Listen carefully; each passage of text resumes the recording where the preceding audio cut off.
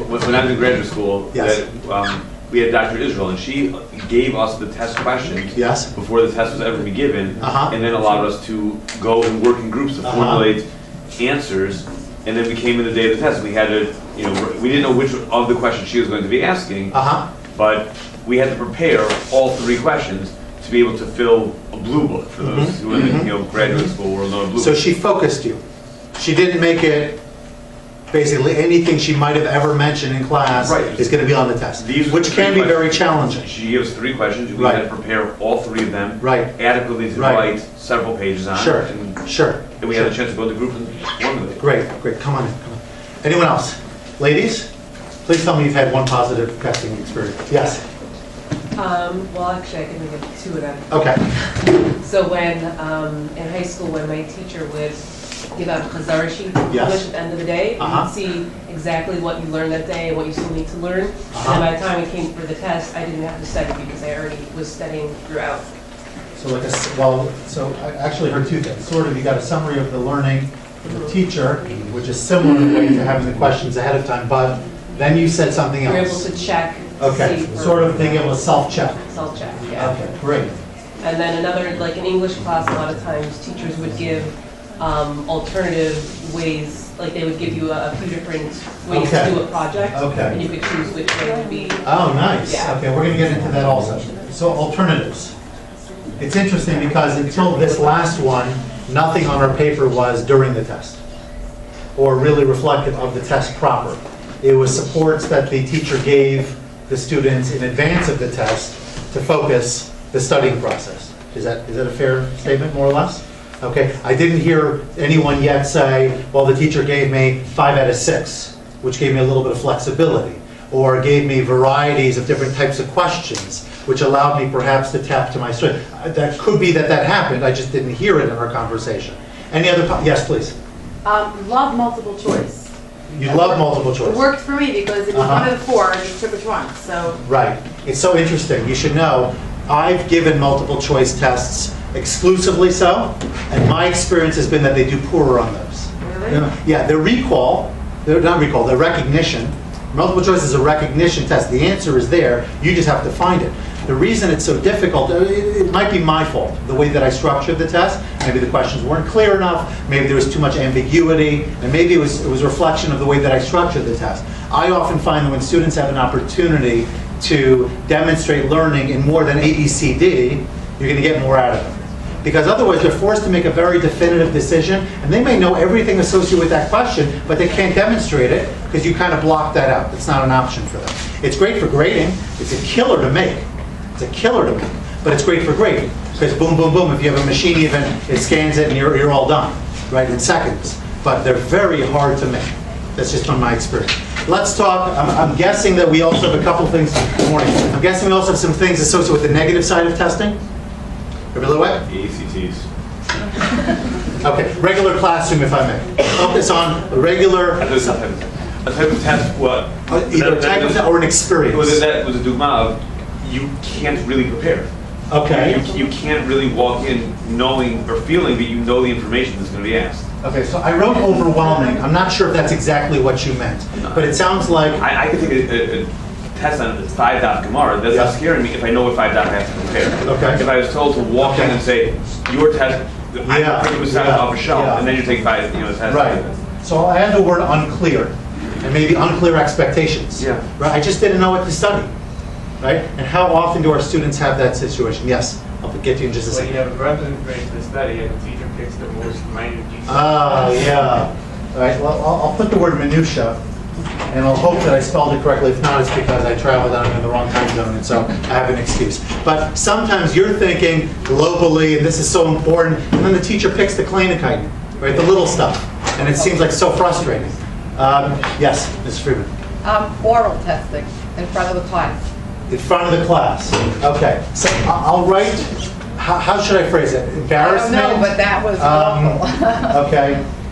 The best thing is for me to write busha, but I'll write embarrassment. Okay. The idea that we have to do it in front of the entire group. I think I may have added an extra letter there that I shouldn't have. Correct. The spellers in the room will correct me later. There was a hand over here. Yes. I just wanted to add maybe to the minutia. Yes. Well, I'm not sure. Maybe it's different. The very subjective questions, and I remember this as a student, especially a high school student, and now I see it with my high school kids, and it really drives me crazy. You know, the teacher's asking for something and has a certain question in mind. But my child, who's really studied in kind of more of a global way, has so much information they actually could argue, you know, for a different answer. So they'll bring it home and say, how come this isn't right? Especially I see this with Jewish history, because I'm a Jewish history teacher. And I'll say, no, you have a point. You know, give me the evidence for that. It's so funny you say that. And then they go back to the teacher, and the teacher, no, this is the answer. And as a teacher now, if a student can come to me and argue based on evidence, you know what? I never thought of it that way. You're right. I worded it so that could be right and that could be right. It's so funny you mentioned Jewish history because I taught that here for a few years, and I had that exact experience multiple times. And the most animated part of my class were the 5 minutes right after the lesson in which I'd give back the test, we'd review the questions, all of that, and the students would make that line, and everybody would come. And they knew that if they could make a cogent argument, they'd get points. If not all, then certainly most. In fact, as a total digression, but certainly worthwhile, I encourage everybody when you test students, especially if you've got detailed tests that are very involved, that you test you grade the tests horizontally rather than vertically. And what I mean by that is you take question number 1 and you grade it across the entire class. And then you take question number 2 and you grade it across the class rather than taking an entire test and grading it from top to bottom. The reason I say that is because I found that there were trends in the grading that I would pick up that I never figured out until, like, you know, I would give an essay question, for example, and I'm noticing some core things are missing. And then I took points off for that. And then 2 students later, it's missing again. 5 students later, it's missing again. And I'm starting to pick up a pattern, and then all of a sudden it's like, well, did I teach this effectively? Did I really do a good job in presenting the material to begin with? And so when you do it this way, you don't really, because it's hard to remember 5 students ago, you've graded so many questions since then. And maybe you're doing it over 3 days. But if you're doing it this way, then you have that continuity, you have that perspective, and you're able to see, really, did the question come across as clearly as you intended? And did you teach the content the way that you had hoped? I just wanted to add, because I think it's such an excellent point. Go ahead. And I'm going to share that with our whole teaching staff for the next meeting. But I think when you give an assessment, you should be assessing yourself. For sure. As well. And some teachers will not do that. You know? Because you're seeing what you saw. And 100%. As we talk about formative assessment, that's exactly where it's going to go. Because it's not only assessment for the child, it's really assessment for yourself. And if we're not engaged in the healthy, I'll tell you, it's a pain in the neck, and it sometimes can be extremely humbling. But if you're not engaged in the process of checking yourself for the quality of your instruction, and the real, did you deliver the goods, so to speak, that the students took it away in a way that you intended, then you really have to go back and say, well, how do I do this differently? Right? We have this plow ahead, cover ground mindset. It's a term we use all the time. And when I get on the next soapbox of mine, I say, I hate the term covering ground. Right? Why do I hate the term covering ground? Because it gives the impression that what we're concerned about is meeting the curricular expectation, and let the students sort of be passive, bystanders in that process. And if it happens to be that they get it, but I taught it, right? Now, I happen to be in a PsyD program right now, and if you're familiar with statistics, which I'm not, but I've learned a little bit along the way, you might be familiar with what's called Pearson's correlation test. And the way that it works, again, I just learned it this week, so I'm a little bit hazy, but the strongest correlation between 2 variables is 1. The strongest inverse correlation between 2 variables is -1. That means that if going to workshops has a positive correlation on teacher efficacy and teacher effectiveness, and that's very, very strong and demonstrable, etc., that will be a solid 1. And if me standing up here and telling you all this is going to hurt your teaching practice and you become worse off because of it, it's a solid -1. In most cases, it's in between. In most cases, it's in between. I would like to think we're on the positive side of 0. I'd like to think so. Now, why do I mention this?